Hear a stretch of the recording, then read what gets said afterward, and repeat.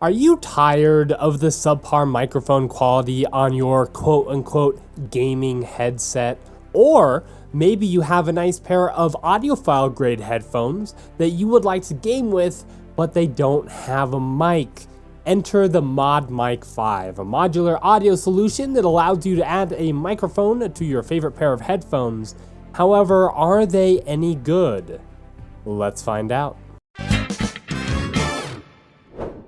In this video, we'll be doing a short unboxing of the ModMic 5, as well as a sound test. We'll pit it against the ModMic 4, and then also the Siberia V3 headset that I have, just to see how it compares. So let's start off by unboxing this guy. We've got our vanilla flip knife here, and we'll just go ahead and tear right into this. Now, as I do this, I do want to let you guys know that I did receive this microphone for free from Antlion Audio in order to do this video. So I was fine doing that because the ModMic 4 is a piece of kit that I actually use for my recordings. See, I have a lot of audio gear, and when I am not in my studio, it's a huge pain to lug up the stairs and stuff, and so I regularly use the ModMic 4 for some of my audio. Who's trying to kill you, Mr. Donut Man? I don't know, but they better not. Alright, so let's go ahead and open this guy up here. So, lots of cool stuff in here, actually. We got this shielding, or this is kind of to keep your cables together if you want to go this route instead of the clips. So we'll go ahead and set that aside.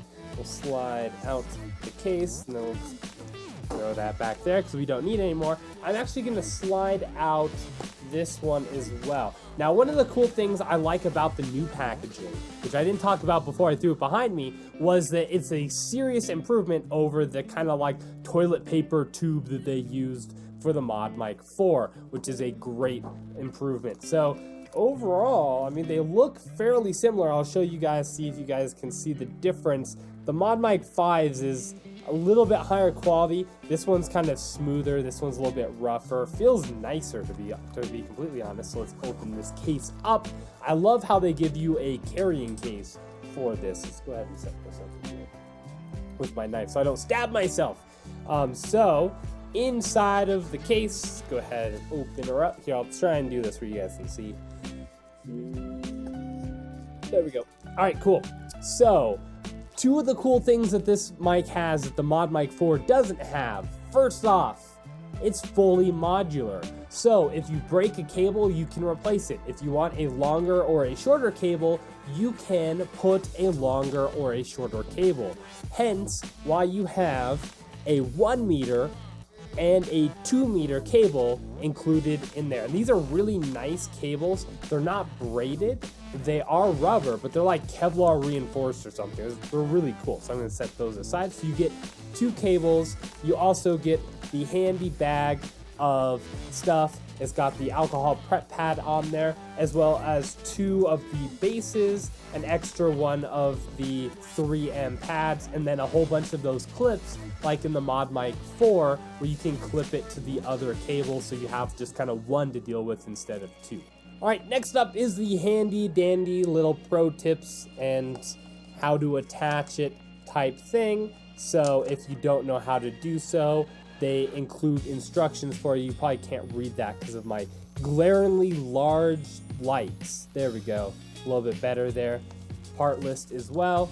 All right, the next thing that you get is a mute button, a modular one. You can stick it at the end if you want. You can stick it up here near the top. You can stick it wherever you want. You can use it with other headsets if you want to, which is really cool as well. I'm glad that they included this. This was extra in the ModMic 4, and it was attached. You couldn't detach it. So it's cool that they gave you one that's detachable with the ModMic 5. All right, and last but not least, of course, the ModMic 5. Now let's get to the second cool thing that they did between the ModMic 4 and the ModMic 5. Let's go ahead and pull off this little foam windscreen here. that it comes with. Very carefully pull that off so I don't break something. Please don't break anything. All right, now the cool thing, you probably can't see it here. You probably can see the switch. You can't see there's actually 2 microphones in one with this one. With the ModMic 4, you had to buy either the omni-directional or the unidirectional one. This one comes with both, as well as a little switch. You can switch between them, which is really awesome. Now, the other cool thing, we'll take off this little base it comes with here, is that I have been told that it works with the bases from the ModMic 4. Let's check it out. And sure enough, it does. And so if you already have a base installed on your headset, you can go ahead and install this one. Super easy, just pop off the other one, pop this guy in, and Bob's your uncle, it works. And the other cool thing about these designs as well is that they do pop up like this and out of your way if you want to do that as well.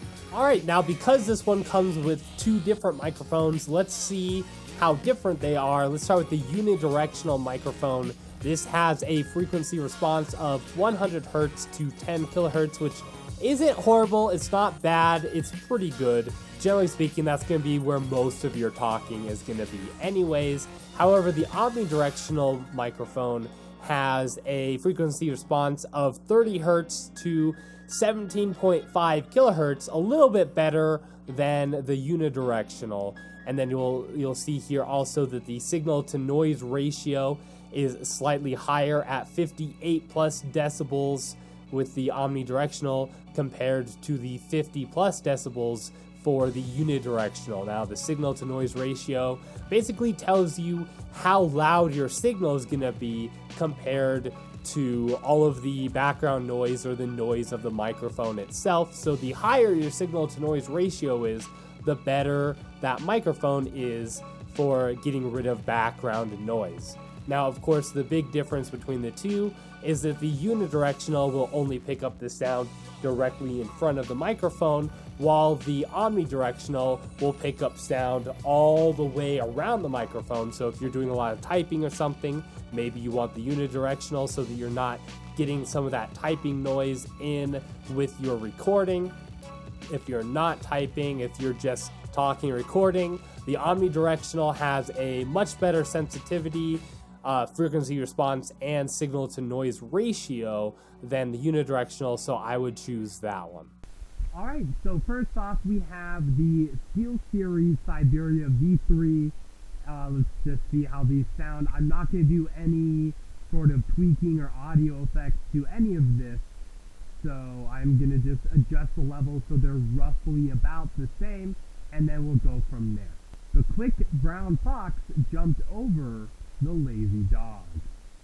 All right, next up we have the ModMic 4 omnidirectional. The quick brown fox jumped over the lazy dog. All right, next up we have the ModMic 5 set to the unidirectional setting. The quick brown fox jumped over the lazy dog. And finally, the ModMic 5 set to the omnidirectional setting. The quick brown fox jumped over the lazy dog.